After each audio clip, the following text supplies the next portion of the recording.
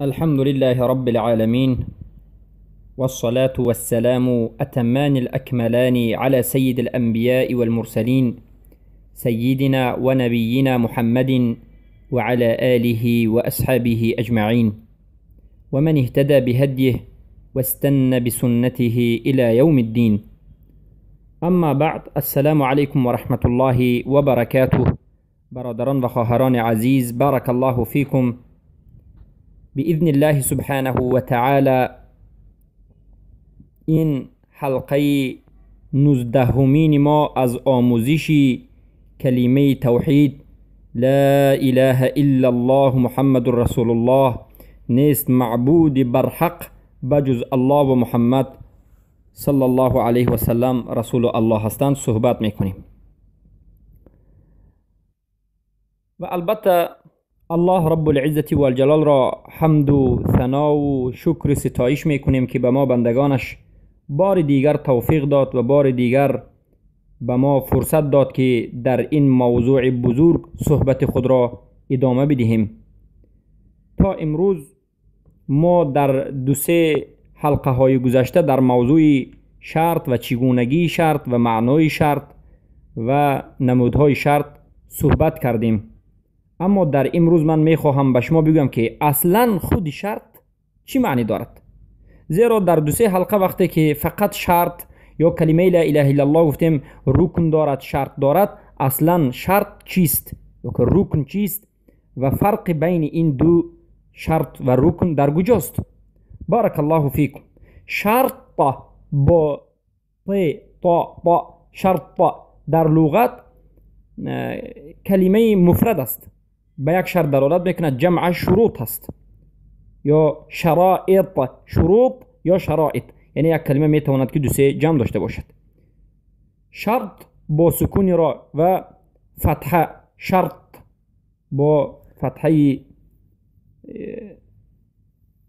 شای اول شین، یعنی معناش را علما میگن الزام دانستن یک چیزی در حالت معامله کردن یا در حالت دیگر چیزی، به مانند خرید و فروش، در حالت خرید و فروش کردن یا در حالت عبادت و یا که در حالت نکاح و یا که در غیر این حالت ها یگان قاعده را ملزم دانستن، همون قاعده را ضروری در این حالت دانستن، این را شرط میگویند. به مانند شرط خرید و فروش، شرط نکاح، شرط عبادت ها. بارک الله فیکم. و اگر همین شرط را ما شرط نگوییم و را حرکت بدیم گوییم شرط، جمعش اشراط میشد، به مانندی به معنای اشراط الساعه، علامت های ساعه میاد. پس این لغتا بود. اما در اصطلاح شرط چی معنی دارد؟ قرافی یک از علمای اهل سنت و الجماعت میگن که ما يلزم من عدمه عدم لحكم ولا يلزم من وجوده وجود ولا عدم لذاته. شرط همون چیزی که وقتی که شرط به وجود نمی آید و نابود می شود، بعد از این عمل هم نابود می شود. به مانند چیست؟ به مانند اینکه شرط نماز، شرط صحیح بودن نماز این طهارت است، یعنی وضو گرفتن است. البته وضو درست است، طهارت ما همچون عرف تاجیکی طهارت می نامیم. همان وقت نماز شما صحیح و درست حسابیده می شود که طهارت یعنی وضو داشته باشد. وضو این شرط نماز است. وقتی که وضو پیدا نشد، وقتی که وضو نگرفت و کسی نماز خواند، داند که نمازش صحیح نیست و درست نیست. چرا؟ برای آنکه شرط نماز را به جا آورد. یعنی شرط همان چیزی هست که وقتی که شرط را به وجود نمی آورد، عمل شما به وجود نمی آید، عمل شما نامقبول و ناصحیح می گردد.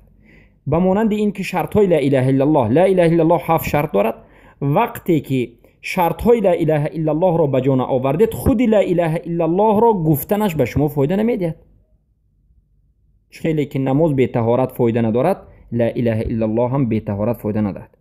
ولا يلزم من وجوده وجود ولا عدم لذاته، یعنی از به وجود آمدن شرط لازم نیست که مشروط هم به وجود آید. یعنی وقتی که طهارت میکنید شرط نیست که حتما بعد از این نماز خونید. در بعضی حالت ها طهارت میکنید لیکن نماز نمیخونید. این البته معنای شرط بود. بارک الله فیکم. پس از این تعریف هم فهمیده می شود، یعنی از این معنی داد شرط هم فهمیده می شود که شرط های لا اله الا الله این به نهایت چیزهای ضرورند. وقتی که شرط های لا اله الا الله را انسان به جا نمی آورد بیخبر است، پس لا اله الا اللهش نامقبول می گردد. وقتی که انسان لا اله الا الله میگد معنایش را نمی فهمد که چی گفته شده است، باوری ندارد، یقین ندارد، محبت ندارد، اخلاص ندارد، صدق ندارد، انقیاد قبول ندارد، انقیاد ندارد، پس لا اله الا الله را ندارد. بارک الله فیکم. این معنای شرط بود. اما شرط باید دانید که چند قسم ها دارد. علما میگویند شرط به 5 قسم تقسیم می شود. شرط شرعی که ما در این حلقه و در حلقه های گذشته وقتی که در موضوع شرط صحبت کردیم همه این مقصد ما شرط شرعی بود، نه شرط دیگر نمود شرط، بلکه شرط های لا اله الا الله شرط شرعی هست. شرط شرعی چی معنی دارد؟ شرطی که الله و رسولش این شرط رو بیان کرده است. و دومین نمود شرط عقلی، به مانند این که همان وقت شما زنده در قید حیات می استید که بنوشید و بخورید. یعنی شرط زنده بودن شما، شرط در این حیات، در قید حیات بودن شما این خوردن و نوشیدن است. وقتی که نخوردید نوشیدید شرط نابود شد، حیات نابود شد. این شرط عقلی. سوم نمود شرط عادی. شرط عادی یا که عرفی هم بعضی میگن به مانند این که کسی که اگر به بالای خانه برآمدن شود به وی زینه لازم است یا که نردبان لازم است، پس این شرط عقلی است. شرط لغوی به مانند این که اینجا زید فاکرم، اگر زید بیاد به زید تکریم کن، نیکی کن و این چنین. بارک الله فیکم. پس این نمود شرط ها رو ما به شما من باب معلومات ذکر کردیم. شرط شرعی، شرط عقلی، شرط عادی و شرط لغوی. بارک الله فیکم. و پنجم نمود شرط جعلی، یعنی شرطی که خود انسان ها میگذارد. و این شرط دو نمود میشد، شرط صحیح و شرط باطل. یعنی بعضی از شرط های جعلی هست که شریعت گذاشته است، به مانند خرید و فروش در بیع، یا که شرط های هست که در همون خرید و فروش خود انسان گذاشته است، در خرید و فروش یا که در نکاح یا در غیر این در دیگر عمل ها. مثلا بعضی از انسان ها شرط میگذارند. بعضی انسان ها میگن که همان وقت من به تو مثلا چیزم رو میفروشم که بر وقت بیایی، یا که این چنین بعضی از شرط ها. اگر شرط مخالف شریعت نباشه شرطش قبول است، اما وقتی که شرط مخالف شریعت باشد، در درون شرط ریبا باشد یا که خوردن مال با باطل باشد و غیر ذلك از چیزهای دروغین باشد، در این حالت شرط باطل است. چخیلی که رسول اکرم صلی الله علیه و سلم بیان میکنند شرطی که میگن مخالف قرآن و سنت است باطل است ولو کنی میت شرطین، گرچنده که 100 شرط باشد. پس برادر عزیز، در حالت شرط گذاشتن هم انسان باید احتیاط باشد، از پیش خودش هر یک شرط و هر یک قاعده نگذارد. امروز تاجرها، خصوصا تاجرها، به نهایت شرط‌های گوناگون از پیش خود میگذارند. این جایز نیست. باید هر یک شرط، هر یک قاعده و هر یک چیزی که میگذاره در اونجا شرطی که میگذاره، شرط البته به زبان روسی که بعضی تاجیک‌ها زبان روسی رو خوبتر از زبان مادری خوب میفهمند، اسلاویه، بعضی از اسلاویه و بعضی از شرط و شروطی که شما پیش از خرید و فروش، پیش از نکاح، پیش از بعضی از معامله ها میگذارید، باید دانید، اول بفهمید، اول سوال کنید علما رو، طالب علم رو که این شرط شما آیا درست است یا غلط است، برای اینکه شرط های غلط هم وجود دارد. بارک الله فیکم. پس شرط 5 نمود می شود. اما شرط های لا اله الا الله از این 5 نمود کدام شرط است؟ از این 5 نمود شرط لا اله الا الله شرط جعلی نیست، شرط عادی نیست، شرط عقلی نیست، شرط لغوی نیست. پس شرط های لا اله الا الله این شرط شرعی هست. شرط های لا اله الا الله شرطی که با قرآن و سنت ثابت شده است. برای همین است که کسی که شرط های لا اله الا الله را ترک میکند، عبادتش یعنی لا اله الا الله کلمت التوحید از این انسان به اعتبار گرفته نمی شود و نامقبول است. بارک الله فیکم. پس این نمودهای قسمهای شرط بود. اما این چونین شرط شرعی، خود شرط شرعی به یک چند قسم تقسیم شد، به اعتبار صحت یا که به اعتبار وجوب. مثلا بعضی از شرط ها هست که این شرط های صحت، یعنی اگر همین شرط ها رو به جا نآورید عمل های شما صحیح درست نیست. به مانند چی؟ به مانند شرط نماز، به مانند وضو گرفتن، یعنی طهارت میگیم وضو. اگر وضو نباشد نماز صحیح نیست. نمازی که به وضو هست نمازی فاسد است، قبول نیست، نامقبول است. در اینجا وضو را شرط صحت صلات می نامند. و این چونین شرط های لا اله الا الله، 7 شرط لا اله الا الله: علم، یقین، محبت، اخلاص، صدق، قبول، انقیاد. 7 شرط لا اله الا الله، 7 شرطش شرط صحت لا اله الا الله است. یعنی این شرط ها وقتی که به جا آمد لا اله الا الله گفته شما صحیح است، درست است، قبول است.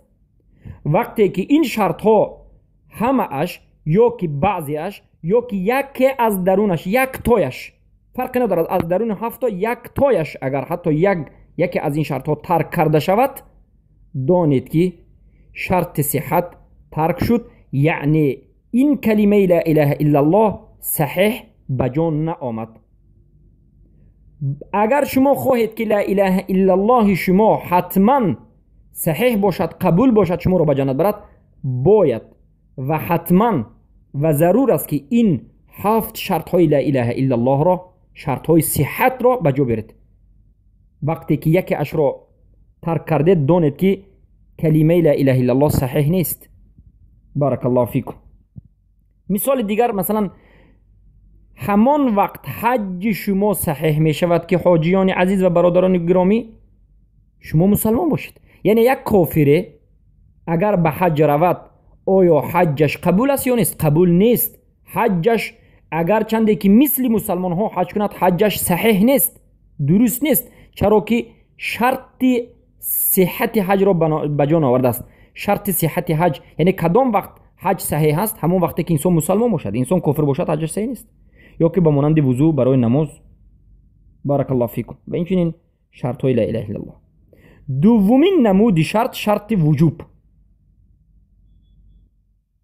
یعنی همان وقت به گردن انسان یک عبادت واجب می شود که این شرط به وجوب باید. به مانند قدرت، توانایی، به مانند آزادی.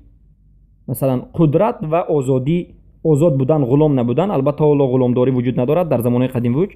یعنی به همان انسان حج واجب می شود که قدرت داشته باشد. شرط واجب شدن حج یعنی کدام زمان یا کدام وقت به شما حج واجب می شود؟ همان وقتی که قدرت و توانایی داشته باشد، یعنی پول یا که جسم شما خوب باشد، رفته توانید و اینچنین پول مال به رفتن و بازگشتن داشته باشد و این انسان آزاد باشد، یعنی غلام نباشد. به مانند اگر مثال دیگر بیاریم، به زنها همان وقت نماز واجب می شود که از حیض پاک شوند. یعنی وقتی که زن حایضه هست، یعنی حیض می بیند، خونی که از زن در یک ماه یک بار می آید، کسلی ماهانه زن، در حالت حیض بودن به زن نماز واجب نیست. اگر زنی حایضه نماز خواند گناهکار می شود. کدام وقت به زن نماز واجب می شود؟ شرط واجب شدنی намоз барои зан ин аст ки аз ҳайз пок шавад. яъне дуввумин намуди шарти шаръӣ шарт барои воҷиб шудани як амал аст. ё ки барои воҷиб шудани намоз ба гардани инсон кадом вақт намоз воҷиб мешавад? шарташ ин аст ки вақте ки ба балоғат расид. вақте ки инсон ба балоғат нарасад, ба вай писар ё ба вай духтар намоз воҷиб нест. ва ин дуввумин намуди шарт буд. севумин намуди шарт шарти адо. яъне шарти ада ин аст ки ба монанди як инсоне ки хоб аст, бар вай намоз воҷиб аст, аммо инсоне ки хоб аст вай мукаллаф нест. яъне инсоне ки хоб аст агар қасдан яъне худро ба хоб наандохта бошад, дар ҳақиқат хобаш аз як намоз хоб карда монад, дар ин ҳолат вай мукаллаф нест. вақте ки мехезад шарт ин аст ки ҳатман бояд намозро хонад. пас шарти иҷзо яъне шарти ҷоиз будан ба монанди ҳаҷ барои инсони оҷиз ҷоиз аст, аммо воҷиб нест.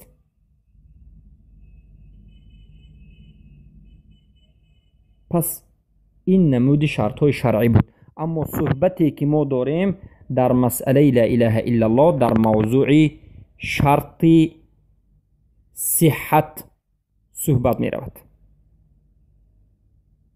баракаллоҳу фикум.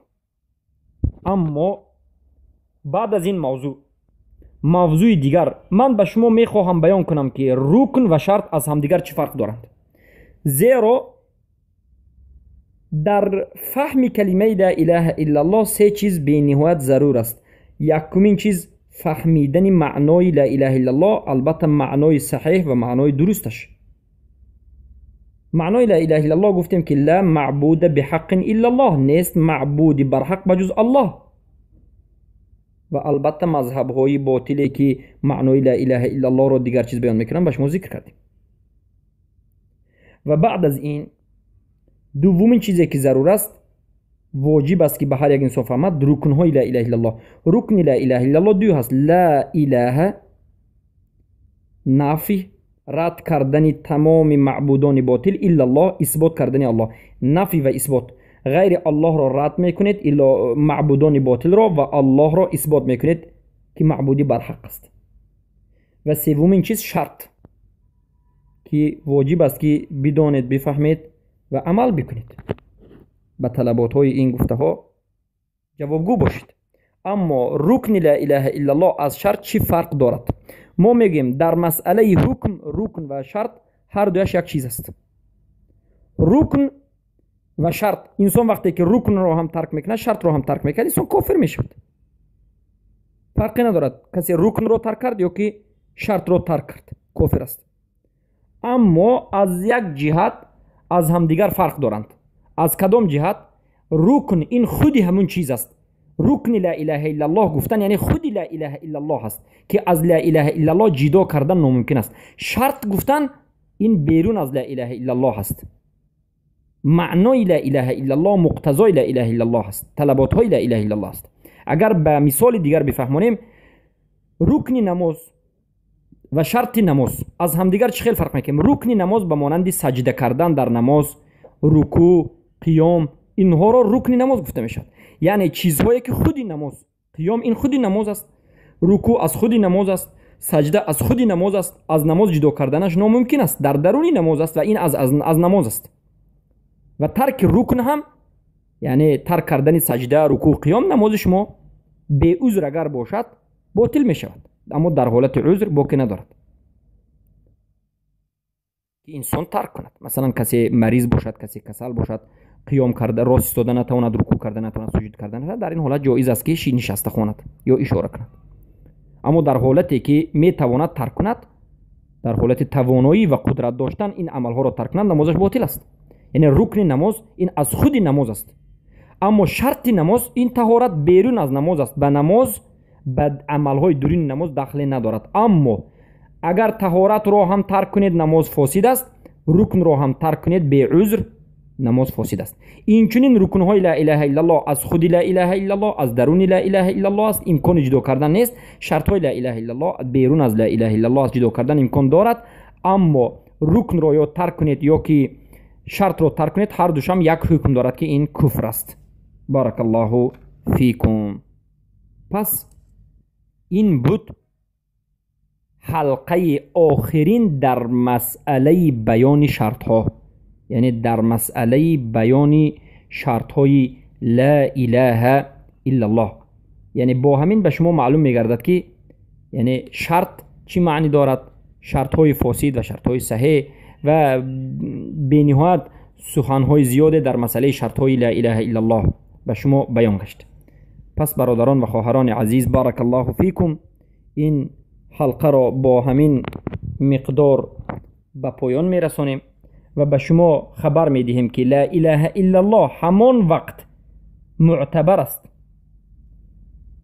که چهار مرتبه را یا چهار چیز را در بر بگیرد، همراه خود داشته باشد. کسی که لا اله الا الله میگوید باید علم به معنای لا اله الا الله داشته باشد و اعتقاد به صحیح بودن همین معنای لا اله الا الله داشته باشد و برای ثابت بودن و صحیح بودن همین معنای لا اله الا الله اعتقاد بکنه. یعنی کسی که میخواد که مسلمان شود یا کسی که مسلمان است باید داند معنای لا اله الا الله را، باید داند صحیح معنایش را، اعتقاد کرد که معنای لا اله الا صحیح. این یکم چیز. دویم چیز، حتما باید به زبانش بگوید. اگر گونگلک نباشد یا که میگیم گونگ نباشد یا که بی زبان نباشد، زبان اگر داشته باشد حتما باید لا اله الا الله بگوید و معناش رو فهمد. سیون شرط، حتما همین گفته لا اله الا الله به دیگرها رساند. یعنی مسلمان کسی که میشود باید به دیگرها گوید که من مسلمان شدم، لا اله الا الله بلند کرده گوید و معناش رو فهمد و قبول کند. و با همین چهار شرط، البته چهارمین شرط، همه این معنایی که لا اله الا الله دارد، مقتضاتی که لا اله الا الله دارد، مضمونی که لا اله الا الله دارد، به همه اینها ایمان آورد و طلبات لا اله الا الله را بجا بیاورد و در انمین حالت لا اله الا الله گفته اش قبول است. و البته این چهار مرتبه را ابن القیم الجوزی و ابن ابی العز حنفی ذکر کردند. بارک الله فیکم. و البته با همین حلقه را به پایان میرسونیم و ان شاء الله و باذن الله سبحانه و تعالی از الله دعا میکنیم که به ما توفیق بدهد در حلقه آینده به شرح انمین شرط های لا اله الا الله شروع میکنیم. یعنی شرط اول علم. در حلقه آینده در موضوع علم صحبت میکنیم که مقصد از علم در شرط لا اله الا الله چیست و ضد علم جهل است و مقصد از جهل چیست و هر یک این 7 شرط های لا اله الا الله را به شما شرح و بیان و توضیح خواهیم داد. سبحانك اللهم بحمدك اشهد ان لا اله الا انت استغفرك واتوب اليك.